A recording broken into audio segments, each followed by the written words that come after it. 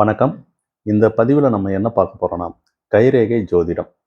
இதில டாப் 4 கைரேகை அமைப்பு தான் உங்களுக்கு இந்த பதிவில் நான் சொல்லப் போறோம். அந்த அமைப்படி பார்க்கும்போது, இப்ப சொல்லக்கூடிய ரேகைகள்ல உங்களுக்கு ஒரு அமைப்பு உங்க கைரேகையில இருந்தாலே, நம்ம தேவைகள் பூர்த்தியாகக்கூடிய நிலையில கொண்டு போகும். அப்போ நீங்க செக் பண்ணி பாருங்க. ஆண்கள் வலது கையில பார்த்துங்க. பெண்கள் இடது கையில பாருங்க. நாங்க சொல்லக்கூடிய ரேகை உங்களுக்கு 4 ரேகையில ஒரு அமைப்பு உங்களுக்கு இருந்தாலே யோகமான அமைப்புன்னு சொல்லக்கூடிய நிலை. அந்த அமைப்படி ஃபர்ஸ்ட் இந்த இமேஜை பாருங்க. சுக்கிரமேடு சொல்லக்கூடியது தான் நம்மளுக்கு வசதி வாய்ப்புகளை குறிக்கக்கூடிய மேடு.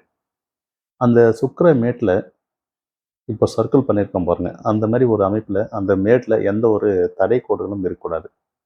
அதிகமா வலுத்து இருந்தாலும் அந்த அளவுக்கு சிறப்பு கிடையாது. அந்த சுக்கிரமேட்ல தடை கோடுகள் சொல்லக்கூடிய அமைப்பு இருந்தாலும் சிறப்பு கிடையாது. இந்த மாதிரி ஒரு மத்தியமான உள்ள மேடுகள் இருக்கணும். இப்போ உங்களுக்கு செகண்ட் இமேஜ் வந்திருக்கும். இந்த இமேஜ்ல பார்த்தீங்கன்னா, அந்த சுக்கிரமேட்ல மேல் நோக்குன கோடுகளா இருக்கு பாருங்க.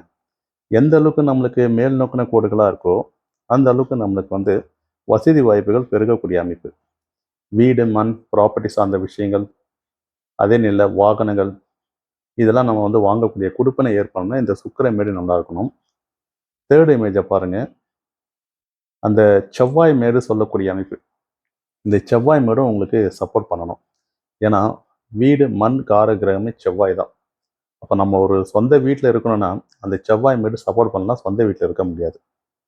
அப்போ நம்ம சுக்கிரமேடு மட்டும் நல்லா செவ்வாய் மேடு நல்லா இல்லைன்னா, நம்ம ரெண்டல் ஹவுஸில் வசதியான வீட்டில் இருப்போம். ஆனால் சொந்த வீடு குடுப்பினை ஏற்படாது. அப்போ இந்த சுக்கிரமேடும் நல்லா இருந்து, செவ்வாய் மேடும் சிறப்பாக இருந்ததுன்னா, உங்களுக்கு ஓன் ப்ராப்பர்ட்டி நீங்கள் வாங்கக்கூடிய அமைப்பு. அந்த செவ்வாய் மேட்டில் இந்த மாதிரி ஒரு மைனஸான கோடு இருக்கக்கூடாது. அதையும் நீங்கள் தெரிஞ்சுக்கணும். அப்போ இது ரெண்டுத்தையுமே நம்ம கம்பேர் பண்ணி தான் பார்க்கக்கூடிய நிலை. இந்த அமைப்பு இருக்கான்றதை நீங்கள் செக் பண்ணிக்கங்க. நெக்ஸ்ட்டு இந்த ஃபேட் லைன் விதி ரேகை சொல்லக்கூடியது ஒரு மெஷர்மெண்ட் வரும். ஒரு ஏஜுக்கும் ஒரு மெஷர்மெண்ட் வரும். அப்போ இந்த ஃபோர்த் இமேஜை நீங்கள் கொஞ்சம் பாருங்கள். இதில் ஆயில் மெஷர்மெண்ட் சொல்லக்கூடியது இந்த ஃபேட் லைனில் உங்களுக்கு கங்கண ரேகை சொல்லக்கூடிய அமைப்புலேருந்து உங்களுக்கு சனி மேடை நோக்கிற மாதிரி ஏஜ் மெஷர்மெண்ட்டு உங்களுக்கு கனெக்ட் ஆகும்.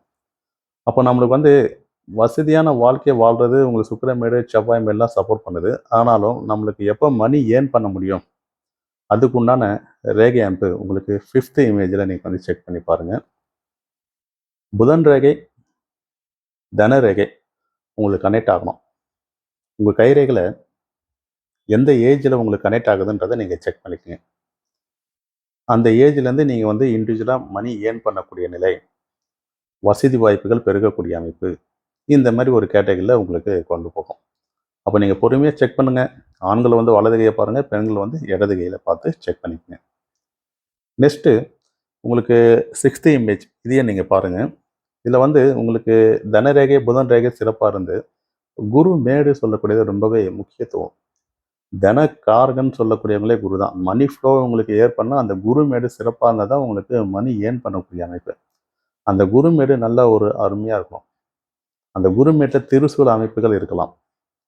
அதே மாதிரி சர்க்கிள் வடிவத்தில் இருக்கலாம். இந்த மாதிரி அமைப்பு இருந்ததுன்னா உங்களுக்கு மணி ஃப்ளோ ஏற்படும் சொல்லக்கூடிய அமைப்பு. இதையே நீங்கள் உங்கள் கைரேகையில் இருக்கான்றதை செக் பண்ணி பார்த்துங்க. நெக்ஸ்ட்டு உங்களுக்கு பார்க்கும்போது இந்த இமேஜை பாருங்கள். இந்த இமேஜில் குரு விரல், சூரிய விரல். நிறைய பேர் கைரேகைகளை பார்க்கும்போது ஒன்று குரு விரல் வலுத்து இருக்கும், அப்படின்னா சூரிய விரல் வலுத்து இருக்கணும். ஆனால் ரெண்டுமே சமமாக இருந்ததுனாலே சொசைட்டியில் நீங்கள் ஒரு மதிக்கத்தக்க இடத்துல பயணிக்கக்கூடிய அமைப்புன்ற மாதிரி கொண்டு போகும். நிர்வாகம் பண்ணக்கூடிய ஆற்றல் உடைய மனிதர் சொல்லக்கூடியவங்க தான்.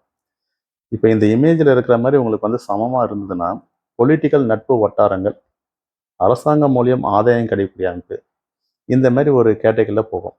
அப்போ நம்ம பிஸ்னஸில் நம்ம சக்ஸஸ் பண்ணனாலும் இந்த மாதிரி ரேகைகள் சமமாக இருக்கணும். அப்போ இப்போ நான் உங்களுக்கு சொல்லிடக்கூடிய அமைப்பு எல்லாத்தையும் கம்பேர் பண்ணி பாருங்கள். அதில் இந்த மாதிரி ஒரு மெத்தடெல்லாம் உங்கள் கைரேகை இருந்ததுன்னா வளர்ச்சிகளை நோக்கி பயணிக்கிறீங்க சொல்லக்கூடிய அமைப்பு. இதில் ஏதாச்சும் ஒரு ரேகை இருந்தாலும் நம்ம தேவைகளுக்கு பூர்த்தியாகும். சொந்தமாக வீடு, வாகனங்கள் சொல்லக்கூடிய அமைப்பு தேவைகளுக்கு பூர்த்தியாகும். இது வலது கையும் இடது கையும் கம்பேர் பண்ணி பாருங்கள். ஆண்களாக இருந்தாலும் சரி, பெண்களாக இருந்தாலும் சரி, வலது இடதுன்ற மாதிரி இந்த ரேகைகள் ரெண்டு கை ரேகையிலுமே இருந்ததுன்னா கூடுதல் போனஸ், இன்னும் உங்களுக்கு வளர்ச்சிகள் அதிகமாக இருக்குது சொல்லக்கூடிய அமைப்பு. இந்த மெத்தடில் நீங்கள் பார்த்து தெரிஞ்சுக்கங்க. பொறுமையாக பாருங்கள். ரொம்ப நுணுக்கமாக பார்க்க வேண்டிய விஷயங்கள். சரி, இந்த பதிவில் உங்களுக்கு ஏதாச்சும் டவுட் இருந்ததுன்னா ஒரு கமெண்ட் பண்ணுங்கள். அதுக்கு உண்டான ரிப்ளை உங்களுக்கு தெரியப்படுத்துவோம். அடுத்த ஒரு பதிவில் சந்திப்போம். நன்றி, வணக்கம்.